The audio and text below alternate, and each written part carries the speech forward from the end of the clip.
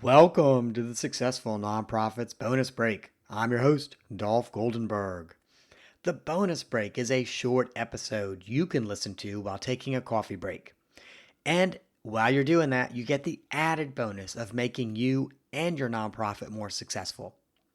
Produced as a companion to our longer Successful Nonprofits podcast, the bonus break covers all of the topics you care most about: professional development, fundraising, governance, board relations, marketing, and more.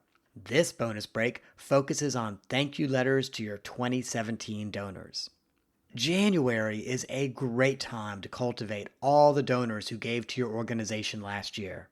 And one way, perhaps the best way to cultivate those who gave last year, is by sending a thank you letter that shares the many accomplishments their 2017 gifts made possible. As an added benefit for your donors, this letter should also include a summary of all 2017 gifts that can be used for tax purposes. This will help your donors feel positive about their gifts while also helping to complete their tax records. So let me just very quickly read a sample January donor thank you letter, and it's from a fictitious nonprofit called Ostrich Place. I actually set up Ostrich Place. I bought the URL. There's no such organization called Ostrich Place. I made some fake letterhead for it, also that when I write a sample thank you note or write a sample letter or marketing materials for an organization, I'll just use Ostrich Place, and it's a good way to ensure that it remains anonymous. So the first thing you'll see about this letter is that it is addressed directly to the donor herself. So you see her name, you see her address, and then you see her city, state, and zip. Then it's Dear Ima. Happy New Year. Everyone at Ostrich Place is incredibly grateful for your heartfelt support of our important work to end bullying now. In fact, your generous donations helped Ostrich Place have its best year yet. While continuing our mission and services requires that we solicit our supporters, please know that this letter is a simple thank you and not a request for another donation. Instead, I want to share the impact your gift had last year. Bullet point. The Georgia Department of Education recognized our anti-bullying teacher training as a best practice, and the only anti-bullying best practice in the state. Bullet point. We conducted 72 award-winning anti-bullying trainings for public school teachers last year, and that's almost 2 each week that school is in session. Bullet point. Our Ostrich Hotline provided resources to 478 teens and 127 parents of young children who experienced bullying. Bullet point. We started Ostrich Clubs at 5 high schools. This pilot project is designed to build connections and support among students. Bullet point. The 3rd annual End Bullying Now conference was attended by over 1,200 parents and teachers, and that's a 48% increase from the last conference. Thank you for being a part of our effort to end bullying now. You made our trainings, our club outreach, and our annual conference possible. But most important, you have made a direct impact on the lives of children and teens who face bullying.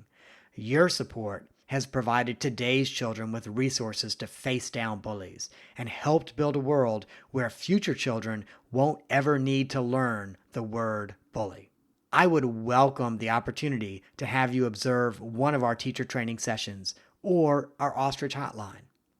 If you would be interested in learning more about either program, please contact me at jane@ostrichplace.org or 555-555-5555. Best wishes for a very happy new year. Jane Johnson, Executive Director. So this letter does a few things. The first is it oozes thanks. The second is it says up front in the very second paragraph, we are not asking you for more money right now. We are just saying thank you. And then the third is it invites the donor to build their relationship with Ostrich Place by actually coming and seeing some of the services in person. Now, page 2 of the letter should be a receipt that summarizes all 2017 donations, and it is just as important as the thank you letter itself. Now, this receipt should have all of the information necessary for your donor to complete their taxes, and that includes some specific language that is required but can actually vary from state to state based on state level charitable registration requirements. But a good place to start is IRS Publication 1771. This publication really goes in detail about the written acknowledgement that is required to substantiate a cash charitable contribution. And so I would strongly recommend that you take a look at this publication so that you can make sure your fine print in your annual donor receipt is fully compliant. If you go to the Successful Nonprofits blog, I have offered the sample thank you letter and annual donor summary. I've also linked to the IRS publication 1771 and linked to the Council on Nonprofits so that you can research your own state's requirements. Of course, now that I mentioned this, I also have to be clear that I am not an accountant and I'm only providing this for informational purposes. You should review the IRS and state requirements yourself and seek a certified accountant's opinion if you have any questions.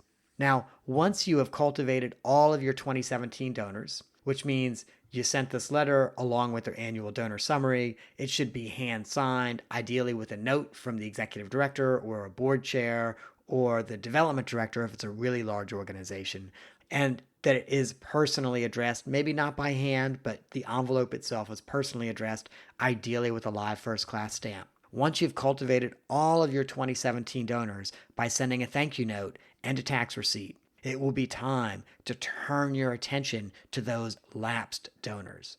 We're not going to cover how to handle those lapsed donors in this bonus break, but you can find out more about it at our blog.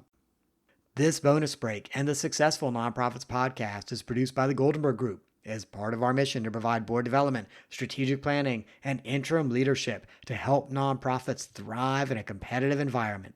Be sure to visit our podcast website at successfulnonprofits.com or find me, Dolph Goldenberg, at successfulnonprofits.com, goldenberggroup.com, on Facebook, LinkedIn, or Twitter. Thank you for joining us for this bonus break, and I hope that you have gained some insight that will help your nonprofit thrive in a competitive environment. I am not an accountant or attorney, and neither I nor the Goldenberg Group provide tax, legal, or accounting advice. This material has been provided for informational purposes only, is not intended to provide, and should not be relied on for tax, legal, or accounting advice. Always consult a qualified, licensed professional about such matters.